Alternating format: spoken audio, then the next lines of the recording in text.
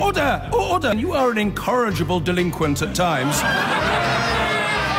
Behave yourself, man!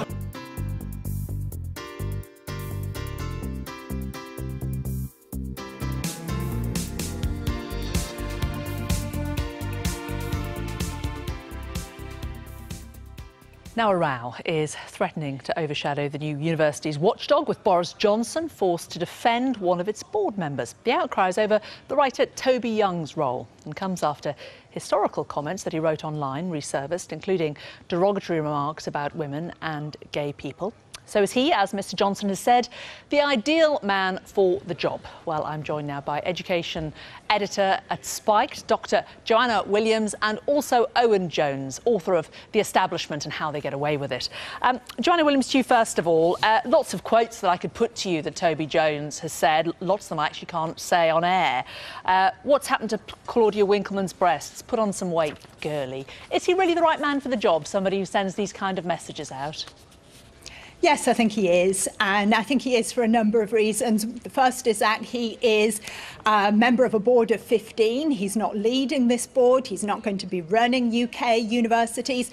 I think the response has been completely hysterical. I mean, totally unhinged and out of all proportion to the appointment, in a way that's quite embarrassing, really, for academics, and quite embarrassing reflection of the state of political and educational debate in this country today. I think this tendency that we have to dredge up something that a controversial journalist may have tweeted 20 years ago and kind of hold that against them today, instead of judging somebody like Toby on the state schools that he's opened, on all the working class children in London that are now receiving a very good education as a result of his efforts. I think those things are far more important than something he may have said 20 years ago. Well, that was 8 years ago, but that's beside the point. Let's put those points to Owen Jones. Owen, hysterical and embarrassing? No, not at all. Look, first of all, this just reeks of Tory nepotism. This is somebody with no relevant experience whatsoever running in the university free sector. Schools, and he's written a book on primary education. As I've just said, he has absolutely no relevant experience in the university sector whatsoever. He's helping to regulate the nation's universities. There are loads of exceptional candidates out there who do have relevant experience, who've been overlooked, but they're not a Tory pundit with strong links to Tory cabinet ministers. It does tell us how this country works, incidentally, that people of very limited ability, because of who they know, can make it to various powerful positions. But the other point is this. Look, the stuff he's accused, well, not accused, the stuff he tweeted and he wrote was not something he wrote as a teenager or in his 20s or in his 30s. It was as a man in his 40s, a professional journalist, who described disabled children as illiterate troglodytes with a mental age of 8 years old, who called for eugenics to be used, to be deployed with children, who obsessively leered over women's breasts, countless women, politicians, celebrities amongst them. He's somebody who's made outrageous homophobic comments, penis breath for one of them. I can't really say many of them on national television, I've just realised, because they're so outrageous. Horrendous sexual descriptions of women and what he'd like to do to them. This is a man who has made exceptionally bigoted comments repeatedly as a grown man in his 40s, who's been appointed to this position simply because he's a Conservative pundit, he's well connected. And I'll say this quickly, this speaks volumes about the Conservatives. One of the reasons they lost their majority at the last election is because they're on a collision course with the decency and the values of the majority of people in this country. And if they want to show that they're waging a culture war like this, then they're going to end up losing the next general election. Owen, they're going the right way about it. The Conservative Party vote did go up, though, so let's not forget that. Just taking on some of those points, Joanna Williams, you first of all, do you think that he... Sorry, I just want to put your points to Joanna.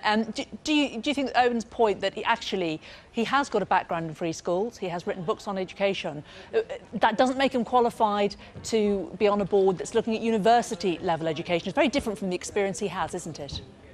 I think it misunderstands the nature of these boards. I mean, boards like this have all kinds of people on who bring all kinds of experience to the board, and that's the nature to prompt some discussion. You want people with experience of all kinds of educational, from all kinds of educational backgrounds. But I think the hysteria around Toby Young's appointment actually, to me, shows the need to have Toby Young on this board. You need to shake up the cosy world of academia. You need to challenge the political consensus that's formed around higher education nowadays.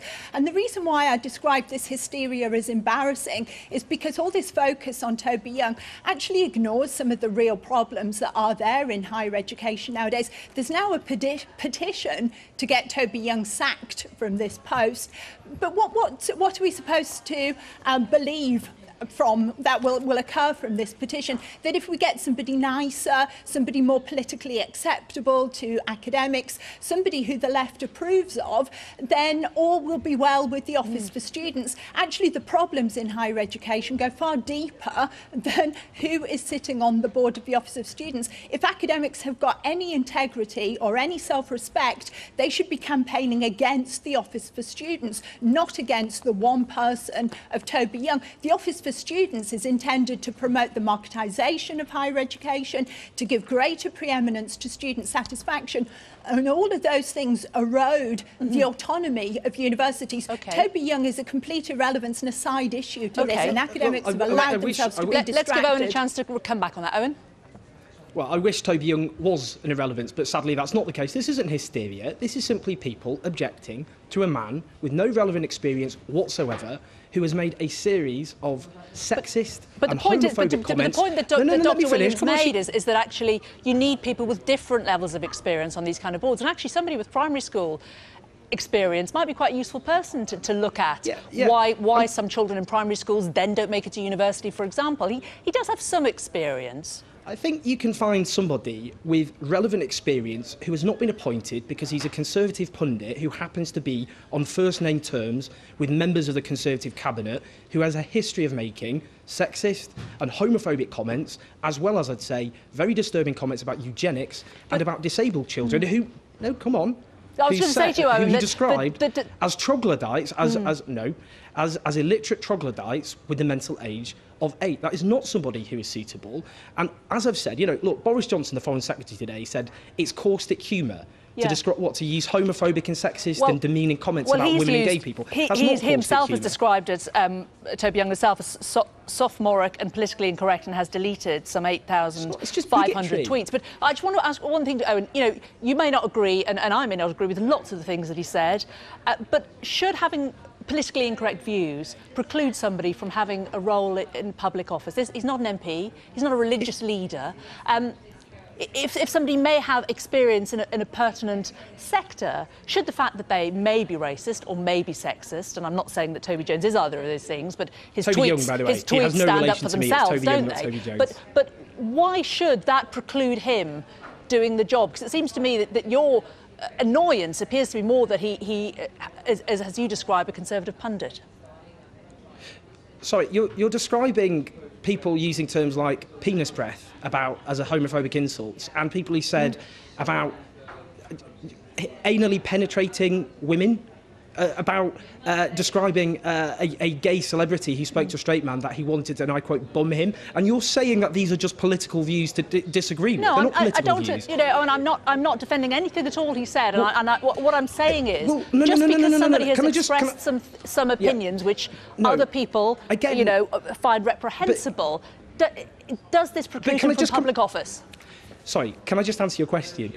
The point I'm saying is that you're saying this is just this is a view. It's not a view. You're saying that homophobia and sexism just happens to be a point of opinion which we just can disagree with or agree with, as though it's I don't know, should we tax the rich more or should we nationalise the railways? They're political views. We may have disagreements. Me and Toby Young happen to have very strong disagreements on all those topics. I know that because I've debated him in this very studio. But that's a separate issue for making comments repeatedly, leering comments about women's breasts, making homophobic comments, and talking about disabled children as illiterate troglodytes with the mental age of 8. And the point is, he's only been appointed because he's a Conservative pundit who happens to be well connected with Conservative ministers. It's Indeed. nepotism, and it shows the ugly heart of the Conservative Party. OK, so finally, Dr. Joanna Williams, we've only got seconds left. I'm afraid we're going to have to leave it there. We've only got 10 seconds left. I was going to get you to come back on it, but the debate will continue online.